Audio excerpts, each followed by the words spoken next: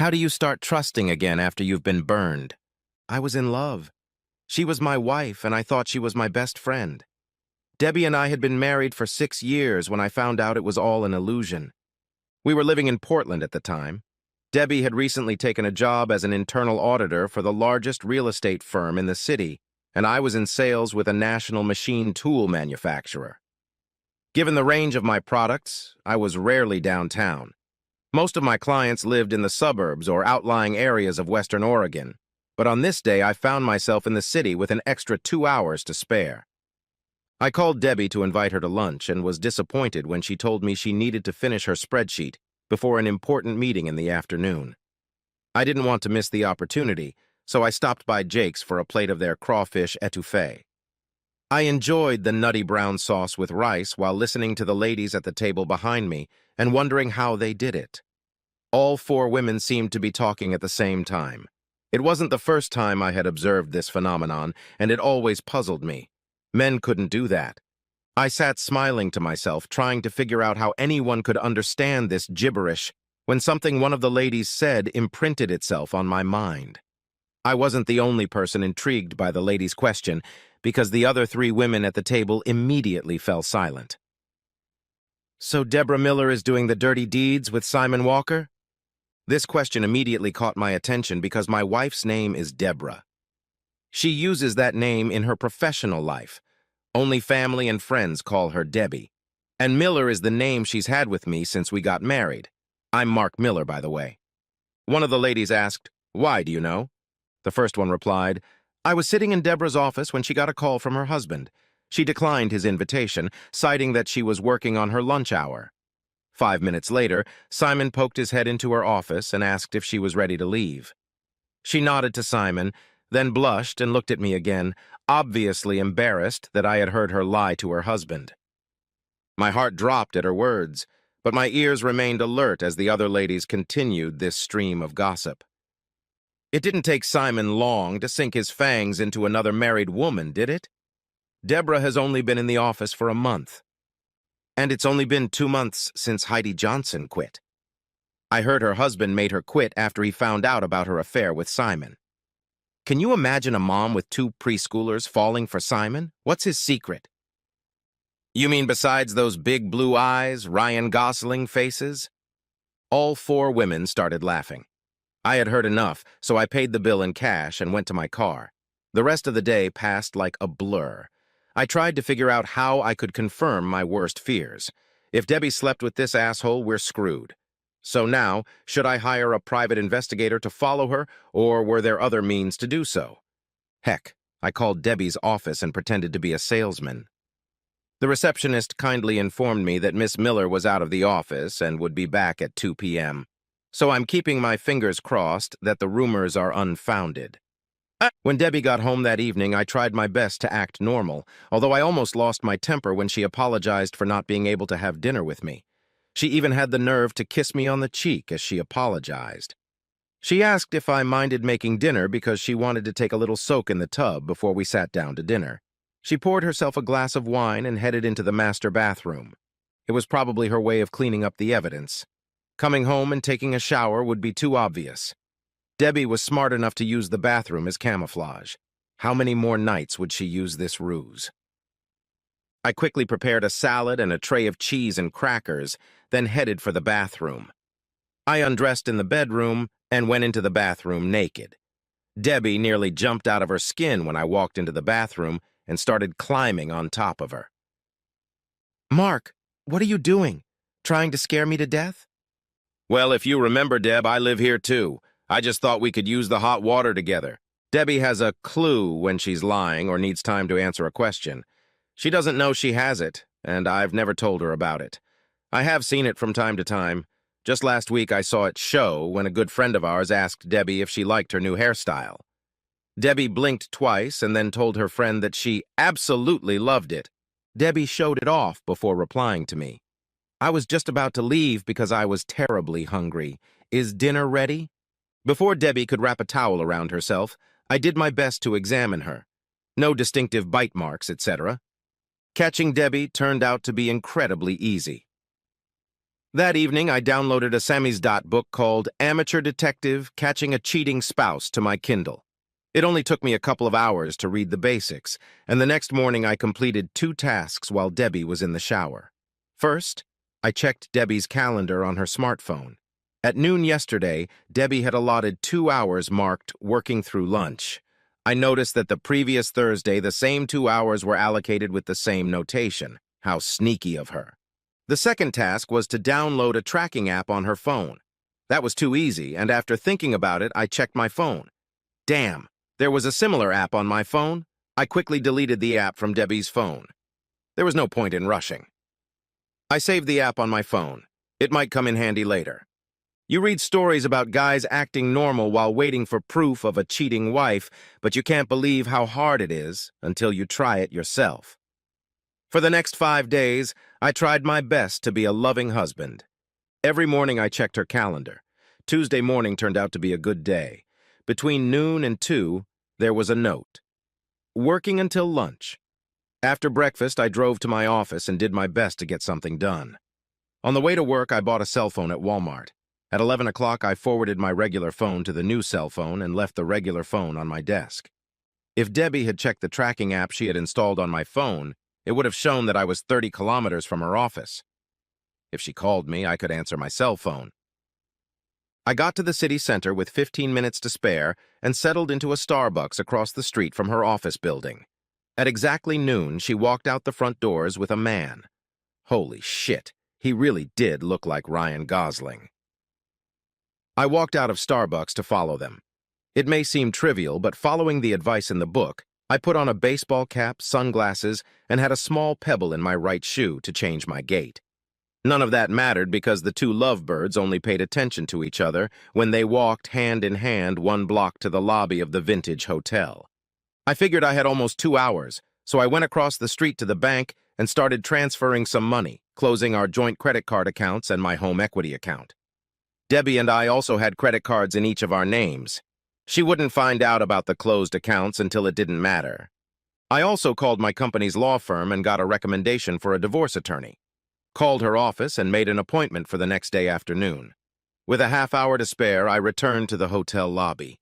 I waited in the lobby, trying to act inconspicuous and pretending to read the Wall Street Journal, but actually watching the elevator doors as the 2 of them descended. I stood up. "Debbie?" Debbie stared at me with a shocked expression on her face. "Mark, God, no!" Simon was ready to play the hero because he stepped between Debbie and me. He started saying something about being careful, holding out his hand like some damn traffic controller. I guess Debbie forgot to tell him about the boxing class I was taking because he seemed unprepared when my fist entered his stomach just below the solar plexus. He went down and actually shit his pants. Debbie just stood there, still moving her lips like some damn fish. Before she could get a word out of her, I told her, "Might as well leave the room overnight, because I don't want you coming home tonight and probably ever again."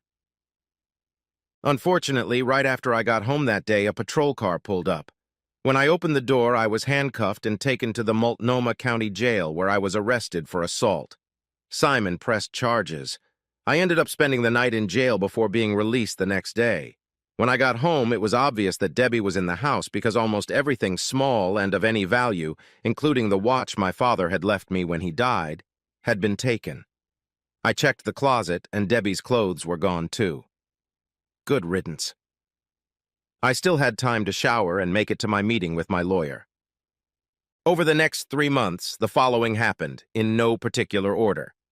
The charges against me were dropped because I was lucky that the clerk behind the front desk told the police that Simon had motioned at me, and she saw him raise his hand.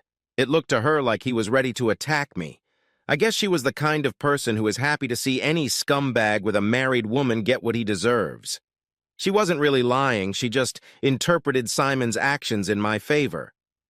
I only communicated with Debbie through our lawyers. She tried the "can't we settle this" procedure. I firmly said no, and the divorce papers went through the system. When I refused to agree to counseling, Debbie got angry and tried to get more than half of our joint assets, alimony, and so on. Luck was on my side because my attorney argued that even though we lived in a no-fault state, I shouldn't have to suffer the consequences of her actions. The judge was swayed. My attorney took a unique approach. He reminded me that while Debbie had the option to write her own vows, she had agreed to traditional vows that included renouncing all others. So I expected fidelity. Second, we had testimony from Debbie's co-worker about a conversation in Debbie's office when she declined my invitation to lunch to have lunch with Simon. Third, and you could hear the pin drop when it came to the trial. Debbie took my father's watch while I was in jail. The judge tried her best to keep a neutral expression on her face when she heard this testimony, but it obviously made an impression on her. Even Debbie's lawyer cringed when the statement was read in court. I got the divorce and my watch back. Debbie and I split everything we had accumulated during the marriage, and she received no alimony. Debbie asked for one more thing, and it was granted. She asked to meet with me before the final papers were signed, sealed, and delivered. What the hell? I agreed, at least out of curiosity. So we sat down at her attorney's office, and she started talking shit about how much she loved me, how sorry she was for falling into Simon's trap, and how she thought we were a great couple with a great future. When I'd heard enough, I decided to bluff. "Debbie, tell me about the others." Debbie blinked twice before answering. "Mark, I have absolutely never been with any other man since we've been together." I shook my head. "Goodbye, Debbie." That must have really pissed Debbie off, because 3 weeks later I received the CD in the mail. I found that hard to believe. I always thought Debbie was a pretty smart woman, but on the disc was a sex tape of Debbie and Simon. It started with a fully clothed Debbie looking directly into the camera. "Mark, this is for you. Eat your heart out." In any case, Debbie always knew how to fight back, and it was probably taped after our divorce, so I decided to watch two good-looking people have sex.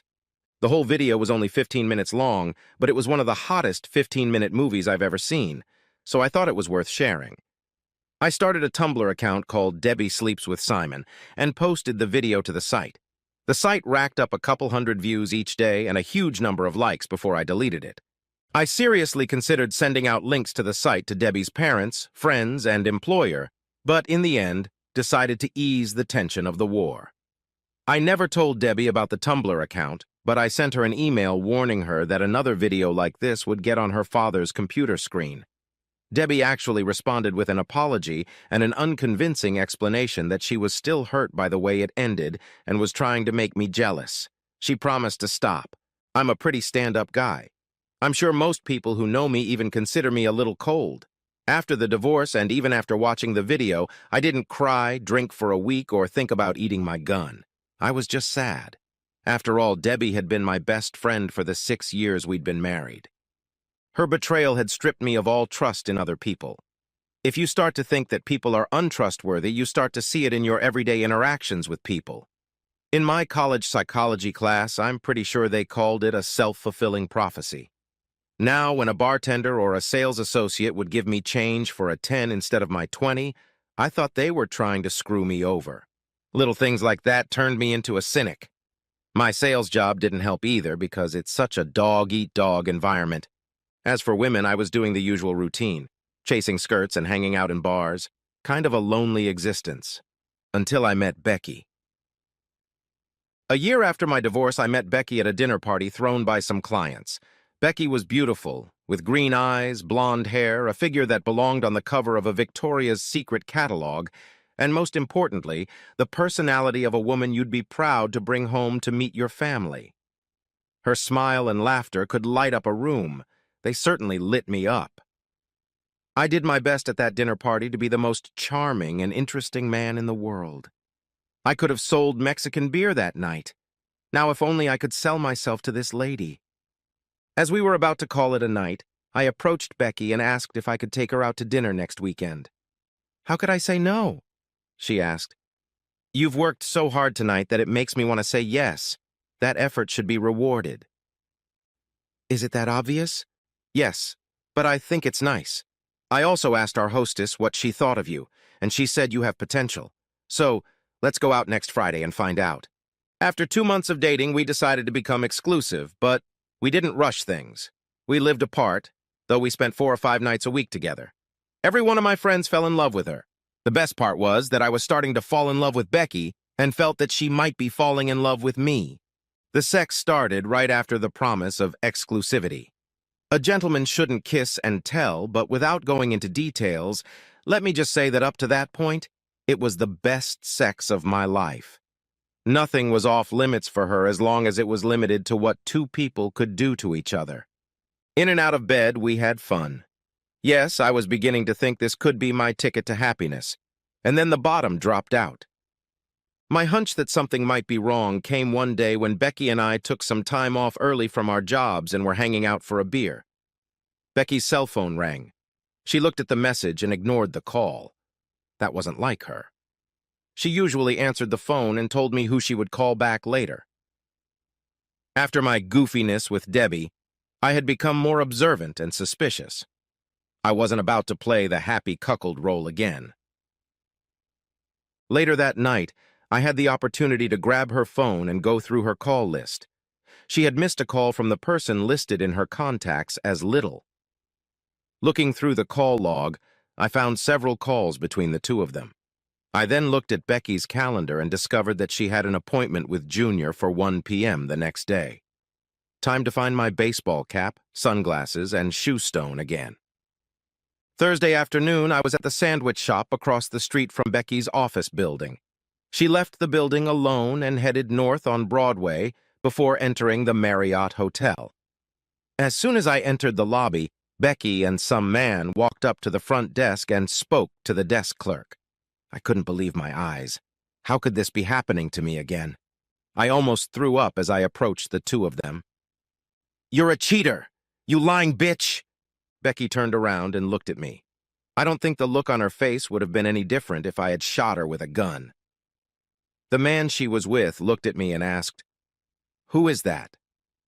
Before Becky could answer his question, a second man with a Marriott name tag approached. He stared at the three of us in confusion, but before anyone could say another word, Becky ran out of the lobby. It was all happening too fast, but I read the second man's name tag. Greg Houston, catering manager, and then looked back at the first man. The first man broke the silence. "I realize you're Mark. I'm John Riley, the man Becky hired to organize your surprise 30th birthday party here at the Marriott. I think you just really blew it." Becky never returned my calls again after that day. A week later, I woke up to find a box of things I had left at her apartment on the front porch of my townhouse. Inside was a note that simply read, "I don't need any of the stuff I left at your house. Give it all to charity. Becky." For the next 6 months, I fell into despondency. I ate, slept, and went to work.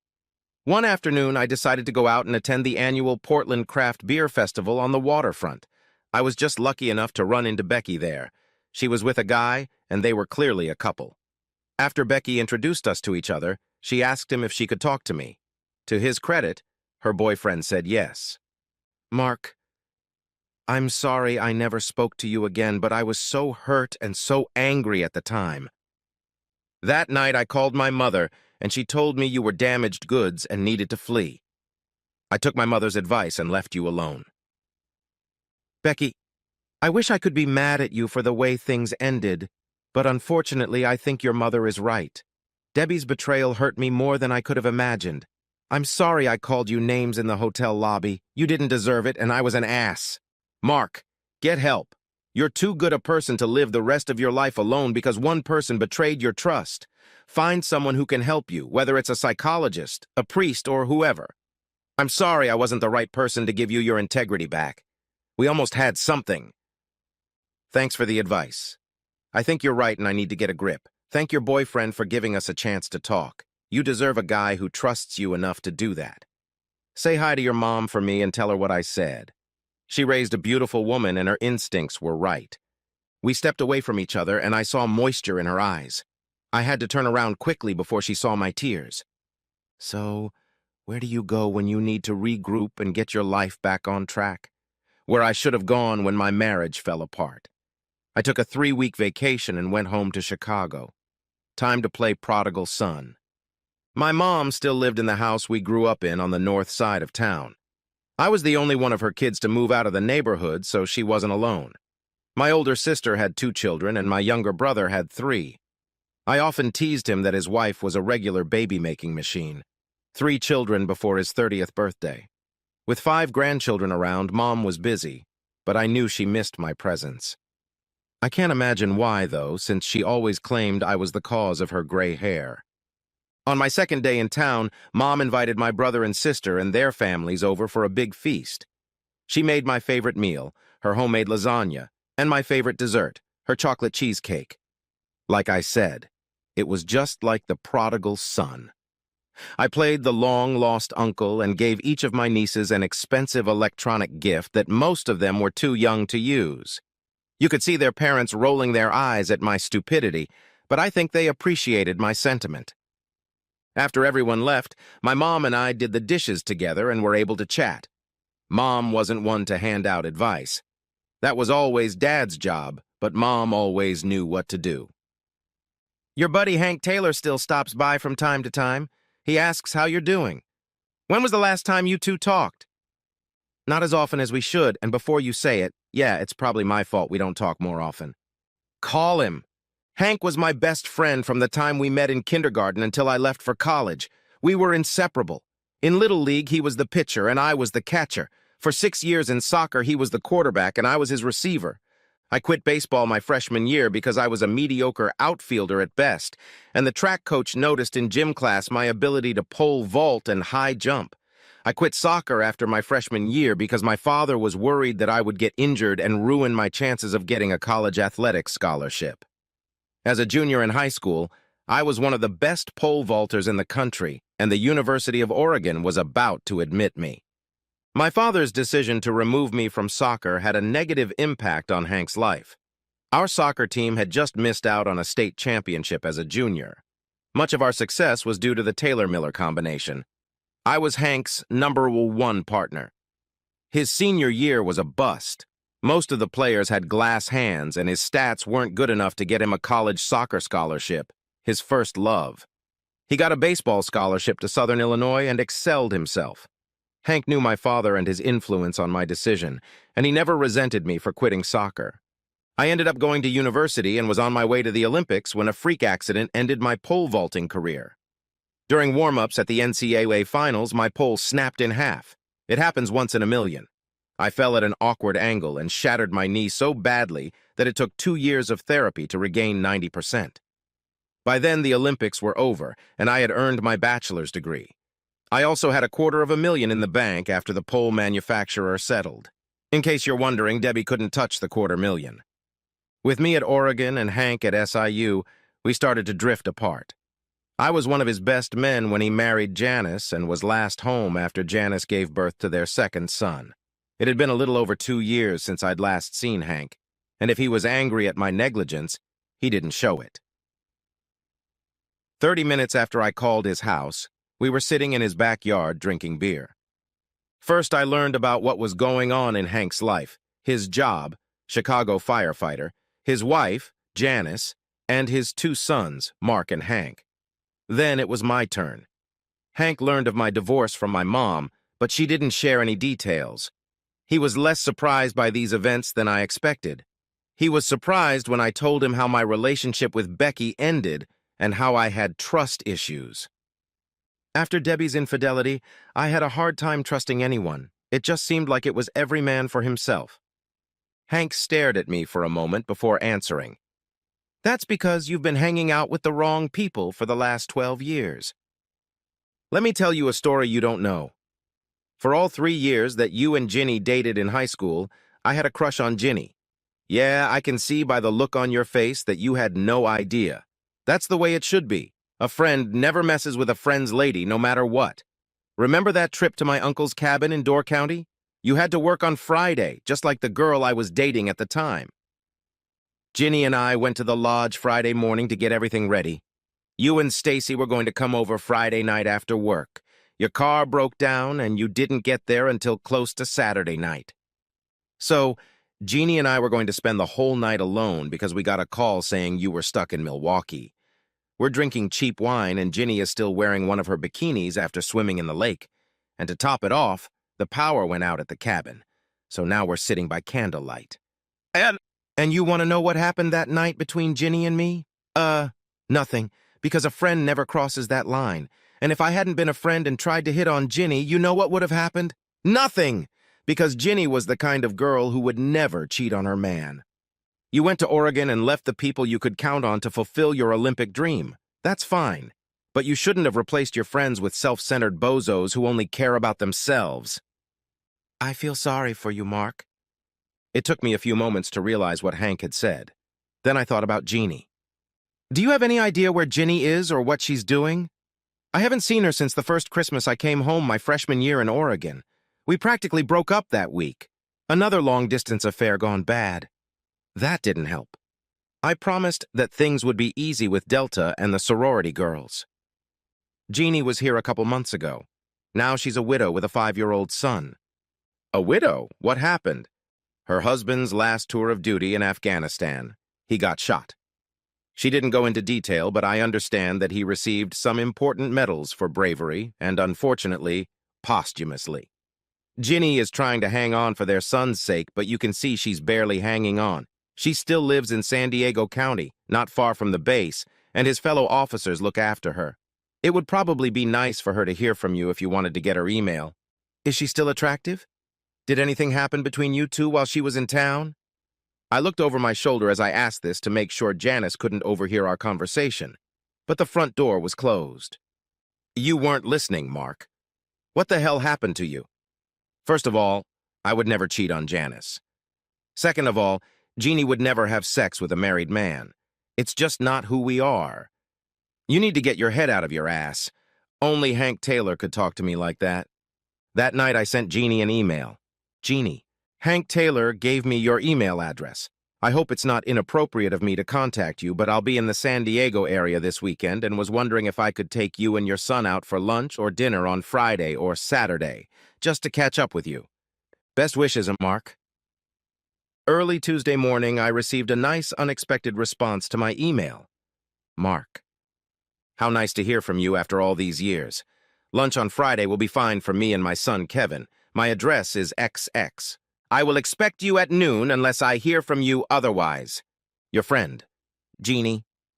Hank had been on duty since Tuesday, which meant he'd be at the firehouse until I left town. But he invited me to tour the station and have dinner with his crew. I accepted his offer, and later that day I sat at a table with the fire crew, blacks, whites, Hispanics, men, and women. I still have a hard time explaining the feelings I had as I sat between two of Hank's co-workers.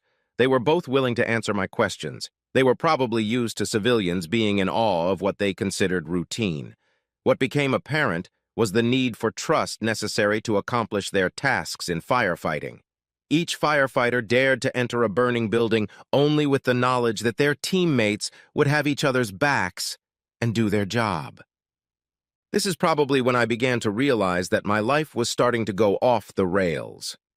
Back in high school, I replaced baseball and soccer, two team sports, with individual track and field events.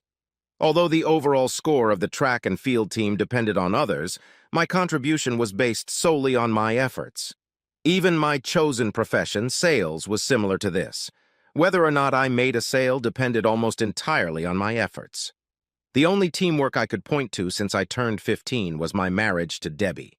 Could my failed marriage have been due in part to my selfishness, or the fact that I married a woman with selfish traits similar to my own? On Thursday, I flew to San Diego, rented a car, and checked into the Coronado Hotel.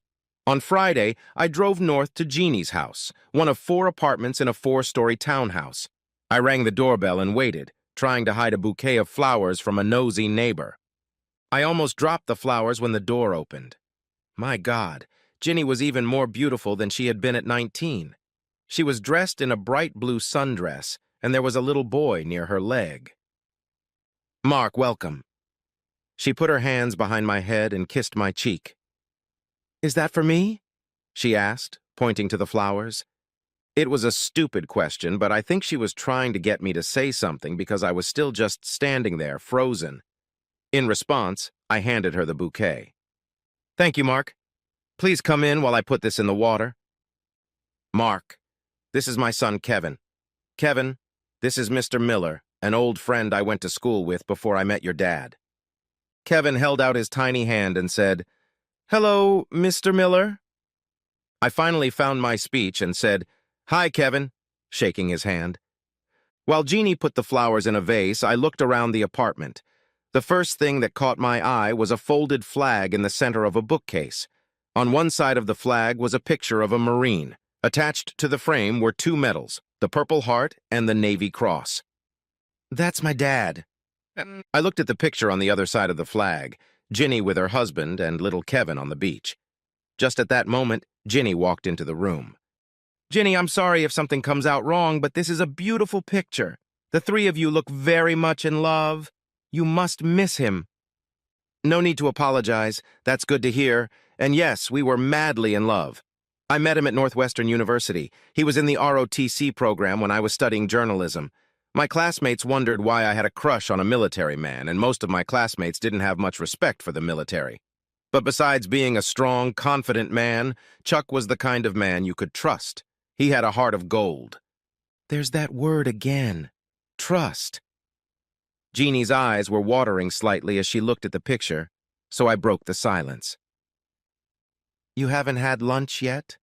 "Yeah, we have some catching up to do. Come on, Kevin. Mr. Miller is taking us to Red Robin."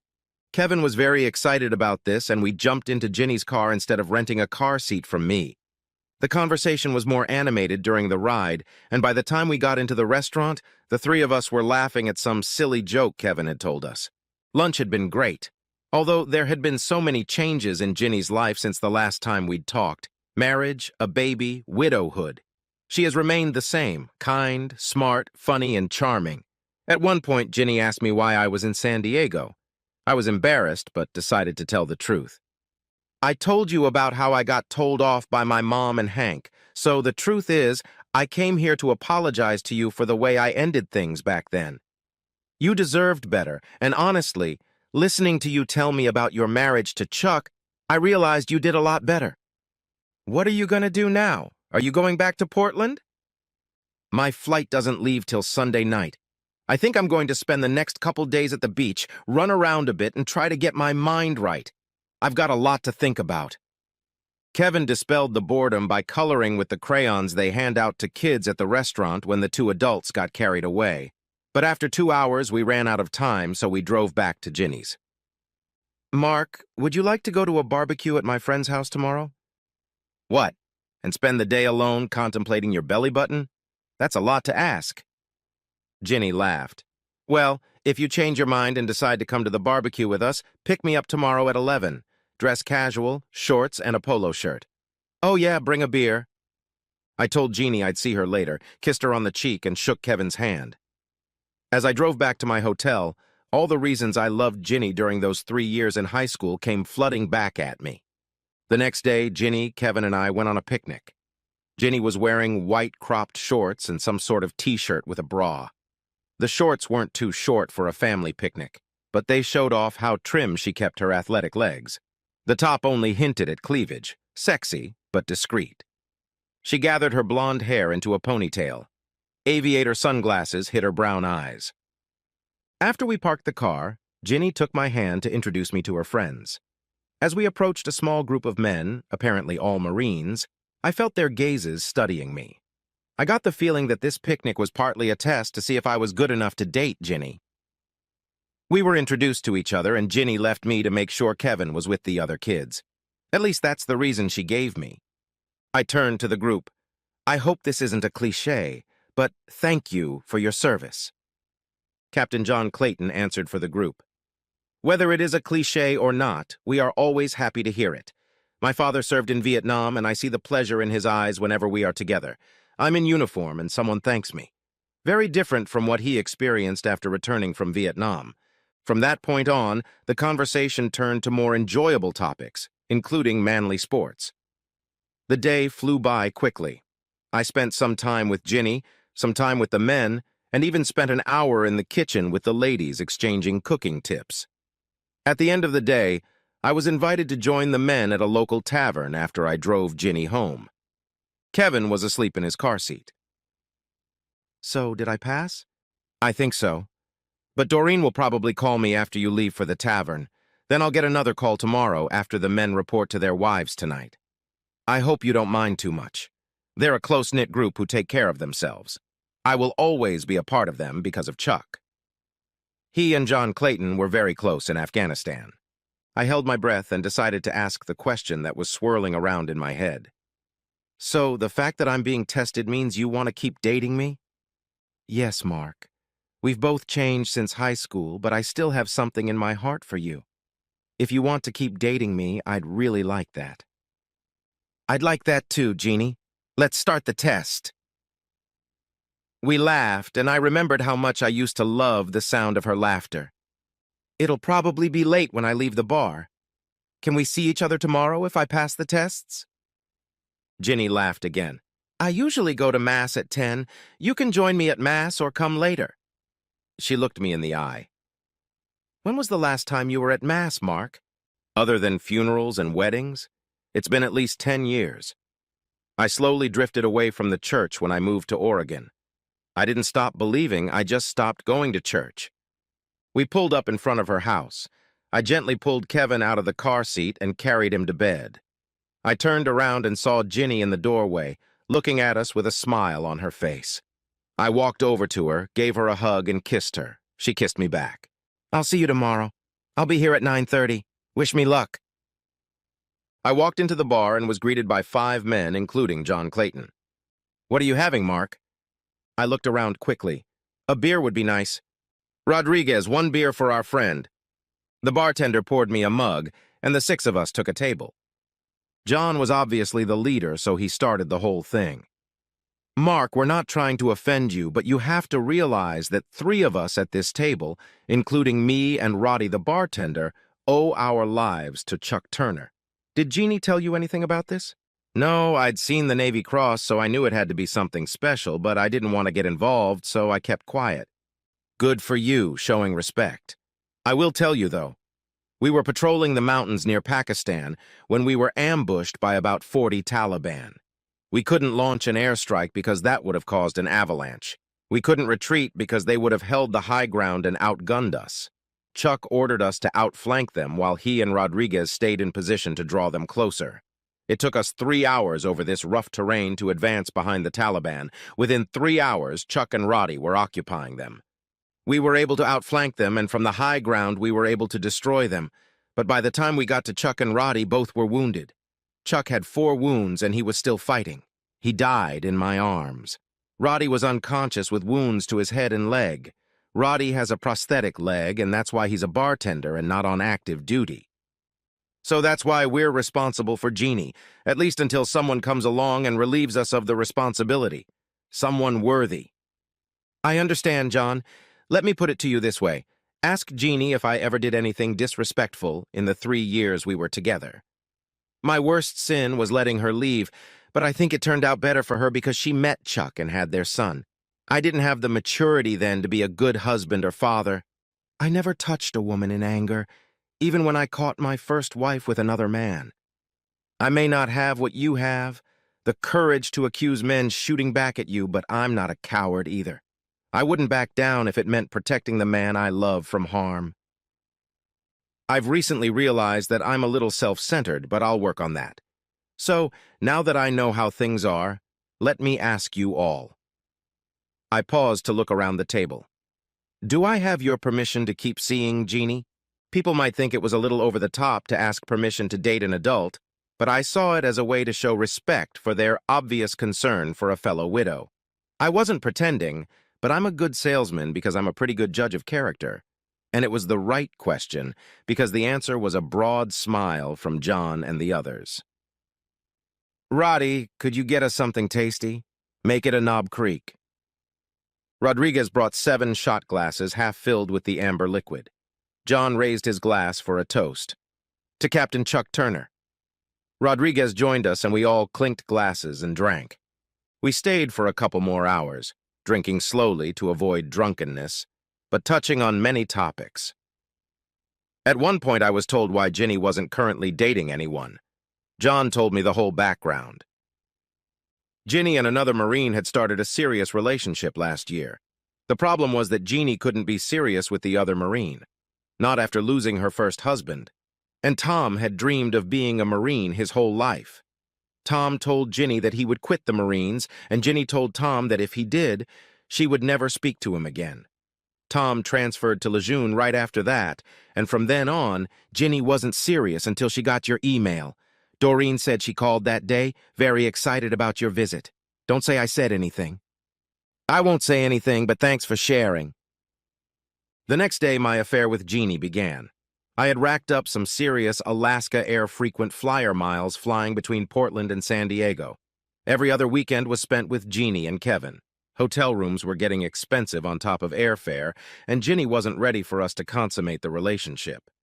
John and Doreen were kind enough to put me up in their guest room. At home, I struggled to develop my interpersonal skills. Even my boss noticed a difference in my behavior. I joined the company softball team.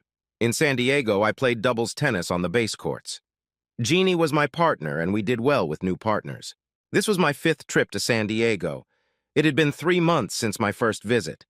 I walked out of the terminal and got into Jeannie's car. When I looked back, Kevin's car seat was empty. "Where's Kevin?" "Doreen and John are picking him up this weekend. I have a surprise for you. I hope you like him," Ginny replied as she pulled away from the curb, leaving the airport and heading north. Ginny didn't tell me anything else about our destination, so we talked about other things. She told me that Kevin was disappointed that he wouldn't see me until Sunday. He had really grown attached to me. I could tell Ginny liked that just by the tone of her voice. As we drove, I noticed that Ginny was wearing the same blue sundress she had been wearing at our first lunch, but this time she had no bra under the dress.